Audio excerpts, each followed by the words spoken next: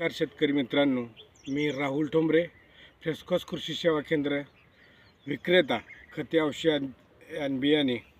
आपल्या शेतकऱ्यांना मिरची पिकातून चांगलं उत्पन्न मिळावं याकरता मी हा मिरचीचा प्लॉट घेतलेला आहे. बघा, ही ज्वाला व्हरायटी आहे आणि बघा हे जे थ्रिप्स वगैरे ज्या असल्यामुळं याच्यावरती बोकड्या रोग आपण म्हणतो याला.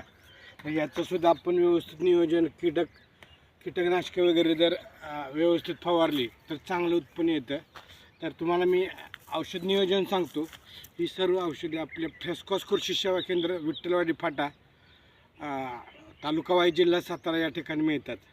तर बघा, या मिरचीमध्ये आपल्याला सुपीक नावाचं जे आहे बीज प्रक्रिया सुरुवातीला बियाणामध्ये करतातच, तर त्याची बीज प्रक्रिया करावी लागते.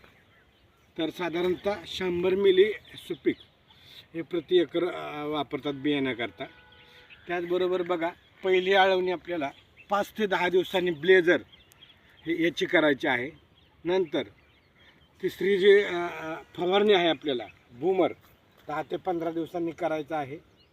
साधारणतः बघा, अर्धा मिली प्रति लिटर पाण्यात आपल्याला औषध मिसळायचं आहे. त्यानंतर चौथी फवारणी आपल्याला बॉक्सर जे आहे ते 15 ते 20 दिवसांनी करायचे आहे. ते पण आपल्याला साधारणतः 10 मिली 20 लिटर पाण्यासाठी फवारणी करायचं आहे.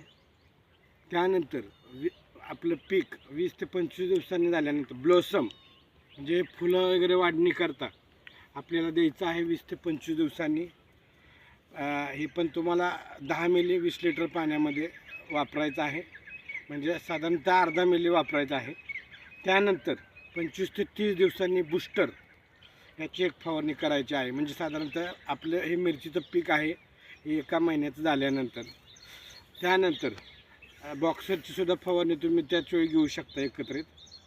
परत पीक आपलं 40 दिवसांनी झाल्यानंतर आपल्याला बूमरची फवारणी घ्यायची आहे. हे सुद्धा आपल्याला 10 मिली 20 लिटर पाण्यात घेऊन वापरायचं आहे. माझा फोन नंबर आहे 96 73 97 71 93. आपल्या कधीही दुकानात या, ही सर्व औषधे उपलब्ध आहेत. धन्यवाद.